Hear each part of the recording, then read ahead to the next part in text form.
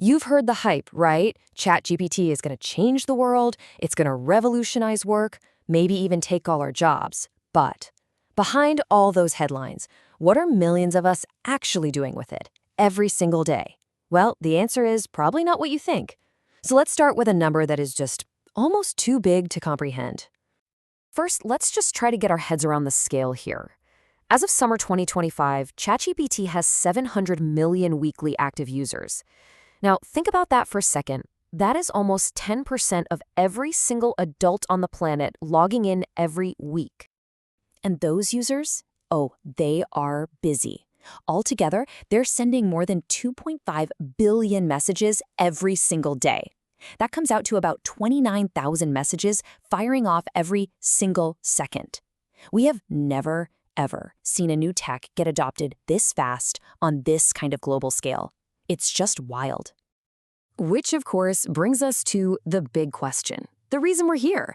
With this insane volume of conversations going on, what is everybody talking about? Is it all just work and productivity like we hear? Or is there something else happening? And this leads us to our first major discovery. And trust me, it's a big one. We've kind of been sold this idea that AI is a tool for the office, a productivity machine. But the data, it tells a completely different story. So what is it? Is ChatGPT our new tireless intern, the one who helps us just crank out emails and code? Or is it becoming something else? Something more like a companion for our personal lives, helping us figure out a recipe, plan a vacation, or just get a straight answer to a random question? Well, the answer is not even close. A massive 73% of ChatGPT use has absolutely nothing to do with paid work. Turns out, for every single conversation about a work project, there are almost 3 conversations about everything else. The huge majority of its use is personal. And this isn't just how it is. It's a trend that's picking up speed like crazy. Just a year ago, this was pretty much a 50-50 split between work and personal life. But in only 12 months, just look at that climb.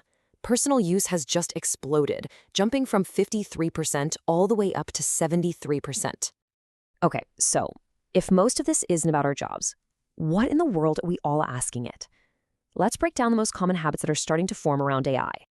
So it turns out almost 80% of everything we ask falls into just 3 main categories. The number one use is practical guidance. That's stuff like asking for how-to advice, getting help with homework, or brainstorming creative ideas. Then, right behind that, you've got writing help and just basic information seeking, which is kind of like using it as a super smart search engine. What's just as interesting is what's not at the top of the list. With all the talk about AI taking over coding jobs, well, programming only makes up about 4% of use. And that whole idea of an AI therapist or a best friend, it's even more rare. Personal reflection and role-playing combined are less than 2.5% of all the chats. But let's zoom in on just that 27% of work-related chats for a second. When we do that, the picture changes completely. At the office, one thing is king: writing. It makes up a whopping 40% of all professional use, totally dwarfing everything else. So the what is changing, but you know what else is? The who. The demographics of the average ChatGPT user today look nothing like they did at launch. Yeah, back in the early days, the user base was, let's be honest, overwhelmingly male, about 80%. But get this, in just a couple of years, that gap hasn't just closed, it's completely flipped. Users with typically feminine names now actually make up a 52% majority. What a shift! So who is really driving all this conversation? It's young adults. The 18 to 25 age group is by far the most active, sending almost half of all messages on the entire platform. And listen, this is not just a story about wealthy countries. While it's popular everywhere, the fastest growth right now is happening in low and middle income countries.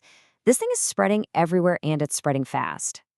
All right, so we know the what and we know the who. But what about the why? This last part, I think, really ties it all together. It gives us a really powerful way to think about the true value we're all getting from AI. So it turns out you can boil down almost every single chat into one of 2 modes. Are we in doing mode, where we treat the AI like a coworker and tell it to produce something for us? Or are we in asking mode, where we treat it more like a co-pilot to get advice that helps us make a better decision? And when we look at the data, we see this really fascinating split. We are slightly more likely to be asking for advice than we are to be doing a task. It's pretty close, but we lean just a bit more towards using AI to help us think, not just to do our work for us.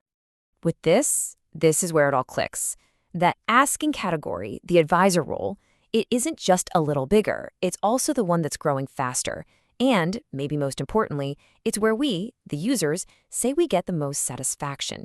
We feel like we get more value from AI when it's our co-pilot, not just our coworker. So what this all really points to is this big fundamental shift. We're learning to use this tool less like a robot that we order to do things for us, and more like an expert co-pilot that helps us decide how to do them ourselves, both at work and in our personal lives. And that really leaves us with this huge question. See, the story we were told was all about outsourcing our work to a machine. But the real story, the one the data shows us, is about augmenting our own judgment. So, what changes when every single person on the planet has an expert advisor right there in their pocket? Now that's the real transformation to watch.